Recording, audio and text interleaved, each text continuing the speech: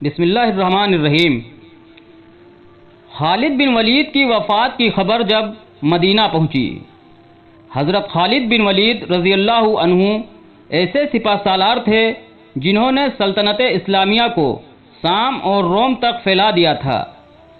فوج سے نکلنے کے بعد آپ چپ چاپ رہنے لگے تھے۔ آپ پہلے مدینہ منورہ گئے، پھر وہاں سے کنسرین چلے گئے اور وہاں سے حماس۔ 642 عیسوی 21 ہجری میں خالد رضی اللہ عنہ کو بیماری نے گھیر لیا۔ ان کا جسم گھلتا چلا گیا۔ ایک روز ایک دوست انہیں دیکھنے آیا تو خالد رضی اللہ عنہ نے اسے اپنا جسم دکھایا اور کہا، تجھے میرے جسم پر کوئی ایسی جگہ نظر آتی ہے جہاں زخم کا نشان نہ ہو؟ دوست کو ایسی کوئی جگہ نظر نہ آئی جہاں زخم نہ تھا۔ خالد رضی اللہ عنہ نے کہا، کیا تو نہیں جانتا کہ میں نے کتنی جنگیں لڑی ہیں، پھر میں شہید کیوں نہ ہوا، میں لڑتے ہوئے کیوں نہ مرا؟ دوست نے کہا، تو میدان جنگ میں نہیں مر سکتا تھا۔ ابو سلیمان، تجھے رسول اللہ صلی اللہ علیہ وسلم نے اللہ کی تلوار کہا تھا۔ یہ رسول اکرم صلی اللہ علیہ وسلم کی پیشن گوئی تھی کہ تو میدان جنگ میں نہیں مارا جائے گا۔ اگر تو مارا جاتا تو سب کہتے کہ ایک کافر نے اسلام کی تلوار توڑ دی ہے۔ ایسا ہو نہیں سکتا تھا، تو اسلام کی شمشیر بے نیام تھا۔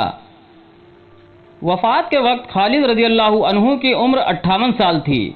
ان کی وفات کی خبر جب مدینہ پہنچی تو بنی مخزوم کی عورتیں بین کرتی گلیوں میں نکل آئیں اور رونے لگیں۔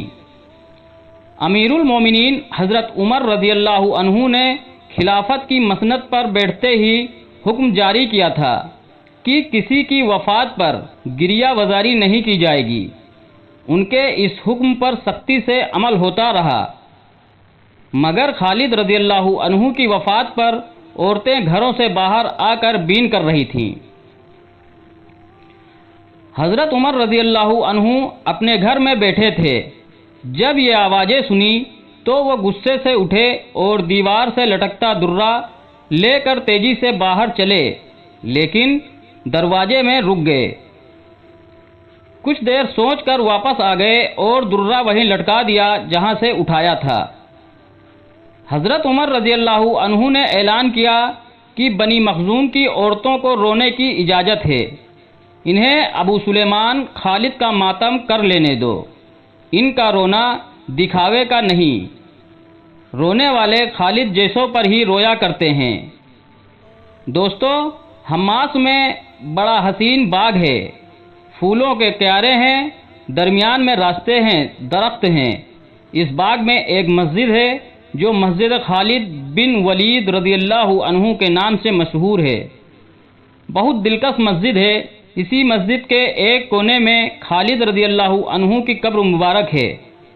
حضرت خالد رضی اللہ عنہ کی داستان شجاعت جاننے والوں کو آج بھی جیسے اس مسجد میں جا کر للکار سنائی دیتی ہے کہ انا فارس الجدید، انا خالد بن ولید۔